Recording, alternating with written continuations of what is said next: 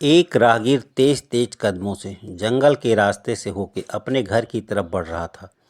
शाम होने वाली थी। राहगीर को इस बात का डर था कहीं रास्ते में कोई चोर या डकैत न मिल जाए जो उससे उसका सारा सामान छीन ले, क्योंकि राहगीर कई वर्षों बाद शहर से कमा के घर अपने वापस आ रहा था और उसके पास खूब सारा सामान था।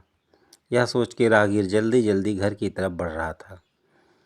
वह रास्ते में थोड़ी देर चलने पे क्या देखता है कि रास्ते के किनारे एक पैर का नया जूता पड़ा है। राहगीर जूते के पास जाता है, परंतु क्या देखता है कि वहाँ एक ही पैर का जूता है। यह देख के राहगीर निराश हो जाता है और जूते को वहीं छोड़ के आगे बढ़ जाता है। थोड़ी दूर चलने के बाद राहगीर क्या देखता है कि दूसरे पैर का जूता भी रास्ते के किनारे पड़ा है। अब राहगीर के दिमाग में विचार आता है, यदि दोनों पैर का जूता मैं ले लूँ तो यह मेरे पहनने के काम आएंगे। यह सोच के राहगीर सोचता है मैं पहला वाला जूता उठा लूँ, परंतु उसके पास सामान ज़्यादा था।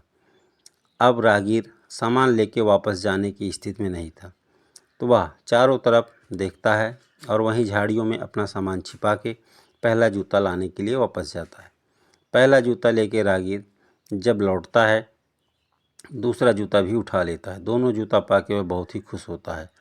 जब वह सामान लेने झाड़ियों में जाता है तो क्या देखता है, उसका सामान तो वहाँ से गायब है। यह देख के मानो राहगीर के पैरों की ज़मीन ही खिसक गई। अब राहगीर सोचता है मेरा सामान क्या हुआ। राहगीर चारों तरफ झाड़ियों में अपना सामान ढूंढता है, परंतु उसको अपना सामान कहीं दिखाई नहीं देता है।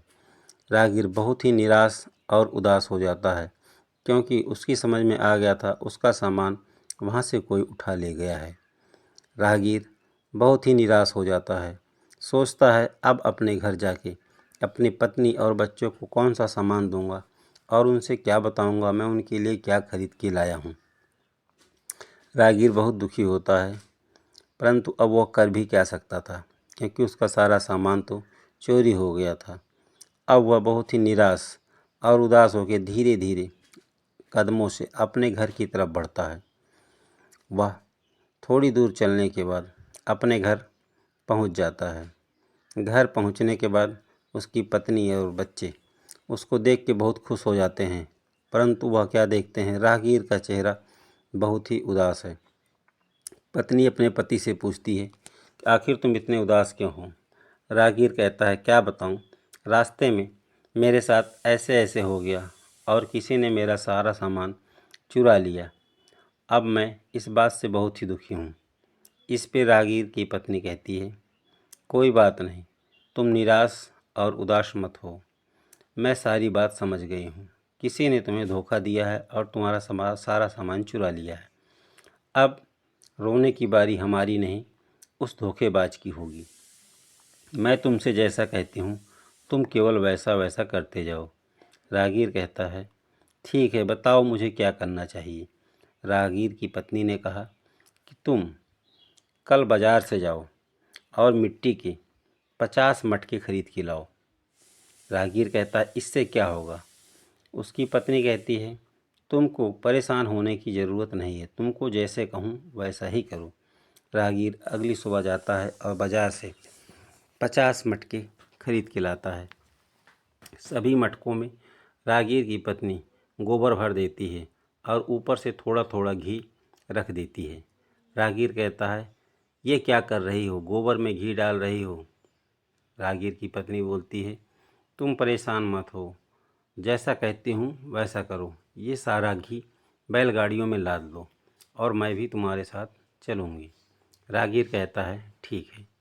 सारा मटका वह कई बैलगाड़ियों में लाद लेता है और पति और पत्नी दोनों उन बैलगाड़ियों में सवार होकर जंगल के उन्हीं रास्तों से होते हुए उस चोर के गांव में पहुंचते हैं।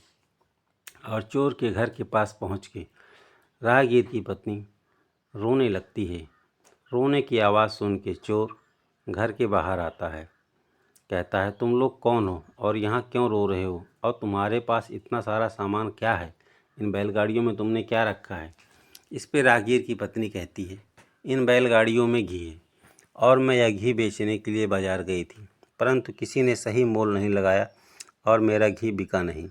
मेरी लड़की की शादी है, मेरा घी नहीं बिकेगा तो मैं अपनी लड़की की शादी कैसे करूँगी। इस पे चोर के दिमाग में एक आइडिया आता है और वो सोचता है ठीक है, आज तो बहुत ही अच्छा मौका मिला है।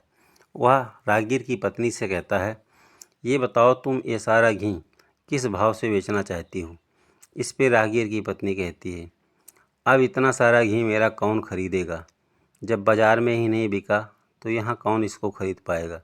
इस पे चोर कहता, मैं तुम्हारा सारा घी खरीदूँगा, तुम सारे घी का दाम बता दो।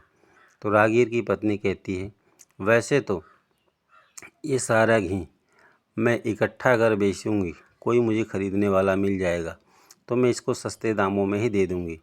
तो अंत में दोनों का मोल भाव होता है और सारा घी चोर खरीदने के लिए तैयार हो जाता है। राहगीर की पत्नी सारे घी का पैसा लेके अपने घर की तरफ बढ़ जाती है। अगली सुबह जब मटकों को चोर गाड़ी में लादने लगता है तो एक मटका फूटता है और सारा गोबर बिखर जाता है। चोर समझ जाता है उस